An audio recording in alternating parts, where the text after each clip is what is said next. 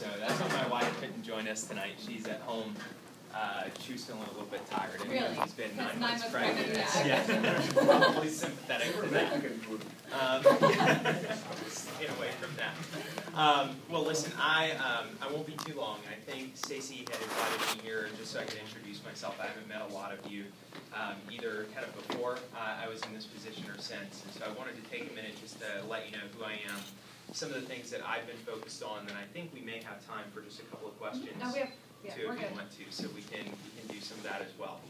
So my name is John Coleman. I live right down the road from here, actually, in Brookhaven, just south of 285, so Murphy Candler Park. So I'm very close to all of you. Actually, this is a very convenient meeting to make. I've been back in the Atlanta area for about 3 years now, but I grew up in Georgia, mostly in Columbus, Georgia, and then my mom's side of the family is all from Georgia, and Vidalia and Montezuma, and kind of all over the place. And my dad's side is from the Panhandle of Tallahassee. So this has been kind of a region that I've lived in for almost all of my life. A lot of folks have been asking kind of why I got involved or what I hope to bring to the school board, and I think those two answers are a little interrelated, so I'll preempt that question a little bit, although we can dig into it a little more. Obviously, I think that education is one of the most important things that we especially have control over as accountants. So I think it's the most important function, arguably, of the county, although there are a number of other important functions. And right now, I don't think anyone would debate that there's a lot that we can do to improve education in DeKalb, the way that we run the system in DeKalb, governance in DeKalb, without kind of casting aspersions on anyone. There's obviously a lot of progress that we could make just by the numbers. There is a lot of progress we can make even to catch up to a lot of the rest of Georgia right now. This particular situation arose, I'm in the twilight zone suddenly. That's right. Yes, you are. As we obviously had a little bit of a breakdown in governance, more than a little bit of a breakdown in governance, and as a result, all of these kind of issues that we've been facing had come to a head, and I saw that as a unique challenge for the county, but a unique opportunity for a lot of those of us who care about the county, who care about education in the county, to step forward and at least offer ourselves up for service for that position.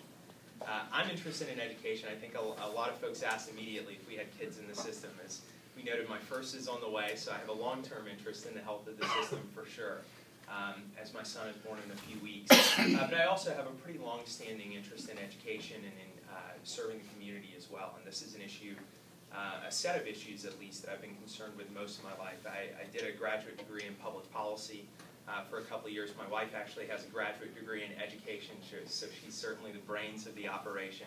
But I felt like this was potentially a unique circumstance in which I'd spent a lot of time in the private sector working on governance issues and organization issues. I've obviously become pretty familiar with financial issues throughout that experience as well. With that interest in and passion for education, I thought this might be an opportunity for me to serve the county in a unique way. At least for a couple of years here, and then we can see what happens after that. And so that was one of the reasons I got involved. Folks will probably ask also, and then I'll kind of be quiet and let you actually ask questions, but I imagine you might be interested, what's on my mind right now, what are my priorities right now, and what am I going to try and do over the next several months. Obviously, I speak just as an individual, not for the board, but for me, the priorities are a little bit cliche right now. They're probably some of the ones that you could highlight as well. All of the work we're doing first has to lead to better outcomes in student achievement. Any changes we make should be oriented towards that. That should be our ultimate goal. So that kind of stands aside as the number one thing that I think I'm concerned with. In the short term, I think the way to get there, we'll have to deal with some much more, depending on your outlook, boring topics that can set the right foundation for student achievement. The first of which we're starting Tuesday actually, is the budget process for this year. We've had a lot of budget issues in DeKalb over the last few years, at least in the school system. And so we'll be going through the budget process, trying to make sure that we have a proper budget in place, one that we oversee in a way that we can actually achieve it too, because we've had problems with slippage in the past. I think the second thing, as many of you might have been able to catch the talk with Dr. Elgar recently, is an interrelated topic of governance and accreditation. So there are 11 items that we have to focus on for accreditation.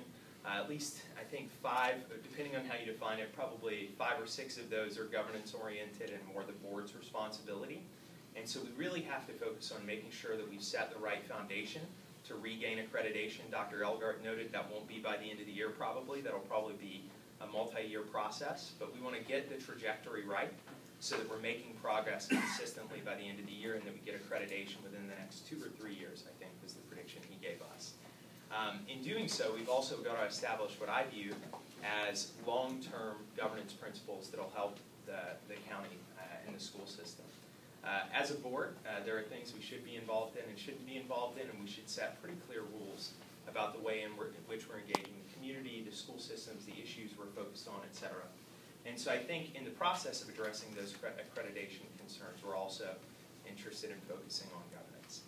So those are the things that are on my mind, at least in the near term or the medium term. I'm very happy to be serving in this position. I'm very grateful to the community for being so supportive so far. I think obviously this is a pretty tense situation, but people have been very welcoming, and I'm just very happy to be in this position and grateful to all of you for your support and also your very productive feedback. I've gotten a lot of emails recently as I try and get up to speed very quickly on the business of the Board of Education from community members all over the place, from different parts of DeKalb, offering suggestions for the budget, issues that we need to raise at some point. We don't get to reply to all of those in as lengthy or as detailed a way as possible, but those really help us as we think through those issues as well. So thanks for that productive engagement, and I hope it continues. With that, I think it's probably better to move to a couple of questions if you have any. I will just say concerns that we've heard time and time again in the community as you guys build the budget for next year. Class size. Class size, class size, class size, in capital letters with exclamation marks. I don't think there's a person in this room that thinks it's acceptable to have 34 fourth graders in one class. So return that to normal levels, and you will make 99% of the people in this room happier. Because you can't make everybody happy. A forensic audit, but like you say, you have a budget, but the oversight of that budget is huge, and I'm the dive mom at my swim tennis club. The swim mom is a 3rd grade teacher, and she's like, we don't know about teacher furlough days. So that uncertainty, that's my 2 cents moving forward. I don't know if you want to address that or just take another question. And I will say, for the balance calendar, I know you guys went away from it. Do not put ITBS in the window that you took away, because I know 6 people that have already booked vacations for that week. They might not be there. Incidentally, those are things that are very helpful if you communicate with us too, to kind of make sure we know about all the different possible conflicts and things like that. So that kind of message is really helpful. On the budget process, I'll kind of speak at a principal level for myself right now because we haven't received the budget yet. So I want to kind of wait until we actually see what it is before I can make any promises about specific ideas. I think from my perspective, two of the things that I would like to achieve in principle is A, to keep class size the same or reduced depending on what we can do with the budget, right? We definitely don't want to increase, or I definitely don't want to increase class size. And then as much as it's possible within the constraints we're working, I want to reduce class size. And the same with furlough days. I mean, we've heard loud and clear, and I think it's absolutely the right philosophy that the resources you're spending, as far as are possible, should be located in the classroom. That should be focused on the classroom, and the people who are touching the kids day to day are the ones that we want to focus on. And so I think as an extension of that, furlough days are a really important thing, as are, a lot of folks have raised issues about salary increases and how long it's been since folks had pay raises. Again, I haven't seen the budget, so I don't know exactly what situation we'll be facing, but my bias at a principal level would be to decrease the number of furlough days, wherever possible. Teachers especially make sure that they're being compensated appropriately. With class size, we're going to try and reduce that over time as we're able to. Did that address all that? I think so. Okay. Yeah, and I just, yeah, a lot of questions. Connected with the budget question, our teachers have already received their contracts and have already been mandated that they need to sign them, to return them. Yep. So their contracts have already been signed with whatever their wage is. So when you're talking about budget and you're starting on Tuesday, yet our teachers have already signed a piece of paper that last year they signed with one bottom line number, then it came back with a second bottom line number. It came back later in the year with a second They signed one contract and then the second contract came through, where they found out the furlough days and per hour wage and all that. Hey, I'm sorry, just Allegra, say your name, and as you ask questions, if you guys would just introduce yourselves as well, so John knows who we are as well. Okay, Allegra Johnson. I have 3 kids. I have a kindergartner, a 3rd grader, and a 7th grader. I'm also president of the Concerned Parents for Quality Education. Okay. Dunwoody group. And I'm asking because we want to get the communication out to our parents as well as to our teachers. But my concern is you're saying you're going to talk about the budget on Tuesday, yet our teachers have already signed their contracts. So how does that work? They've already signed the bottom line. Yeah. If you're saying we're just now working on the budget. So how is it not the cart in front of the horse like that? I honestly don't. I don't know how to answer that question other than to say that that obviously is a concern as people are signing on to something before we've set the budget. If there's an opportunity to address that in the future, that might be something we're able to raise. I know this year, unfortunately, I don't think there's anything we can do about the contract process timing at this time. So it'll probably operate like it has in the past. That's something I can raise, obviously, with our folks in the central office and make sure we can at least get that issue on the table and see if there's anything we can do about it. I have a feeling we won't be able to do something about it this year, but maybe that's a policy issue we could try and address in the future. And I'm just bringing it up so that they're not forgotten. That's one line Sure. that's already taken care of. Yep. If there is extra money or whatever, Yep. that it does go back into looking into those contracts that the teachers have signed. Okay, great. Thank you. Hey, I'm Lisa Victory, and I have a child at Dunwoody High School. And I'm interested in knowing, do you support dual accreditation for the high school? The different schools getting accredited, I think individually is now the approach. that Dunwoody some High schools School is are taking. specifically looking Yeah. at individual accreditation. I'm first wondering, do you support that? Yep. And then my follow-up to that would be, can you get Thurman then to let our principal know, give him approval, because we are on a really tight timeline. Sure. And Thurman has indicated that he won't fight us on it. I mean, we're using all our Yeah. funds. But we literally need, like, within a week, like this week, we need him to communicate to the principal. And that's what happens a lot. It takes a long time to get communication. So if you could communicate to Thurman to please call Noel Malou this week. Yep. And let him know that we can go ahead, that's what we need. Okay. On the first issue first, and then the second one after that.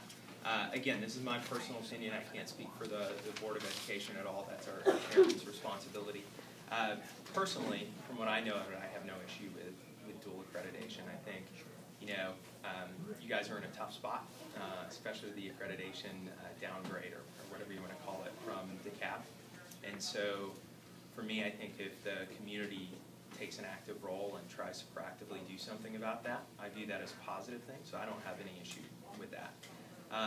With raising it with Superintendent Thurman, we do have a meeting Tuesday. I didn't know, honestly, what timeline you all were on, but that is at least an issue I can raise with him. And the I can shoot timeline him is an so email that we as well. can be accredited by GAC by that December date, so that it's just to make the parents feel more comfortable, Yep. knowing that we've got a safety net, that our kids are not gonna for a second be in any possible, Sure. It's an insurance policy. Yeah. Yep. And this week is why we're so tight. That's the only way they need to get in here and evaluate the school and get things moving, like, in the next few weeks, so that's why we're on a. Yep. May I ask a favor of you, if you Yes. don't mind, is if you would shoot me an email with that information so I don't get any of the names or timelines wrong. Yeah, Especially just going absolutely. back and forth here. Yeah. It'd be exceptionally helpful, and I'll at least be able to forward that on to Superintendent Thurman, I'd and appreciate it. perhaps we Thank could you. talk about it Tuesday. Yes, thank you. Chris Barakis, 6th grader, 4th grader. Yeah. It seems Nancy Justice did a lot of analysis, which I found very useful and informative. Have you initiated any discussions and meetings with her, or vice versa, so that you can get her take and knowledge to help you better understand? And have you done that with any other board member? Catching up with past board Prior members and Just to get a sense of anything from Nancy or anybody. Have they initiated with you, or you went first? yeah, so I actually had a chance to catch up with Nancy recently and talked to her. We talked for about an hour to get her perspective on different things. I'm very open to talking to the previous board members of this district, especially that have served this community before and have served the CAB before. She's obviously a great source of ideas. She's got a lot of deep knowledge about the system. She was in this position for a while, and so I'd welcome feedback from her, and I have welcomed feedback from her, and she knows. From my perspective, I'd love to catch up with her about various issues at different times. So I have no I mean, honestly, I prefer more engagement to less engagement, especially on ideas and policy issues.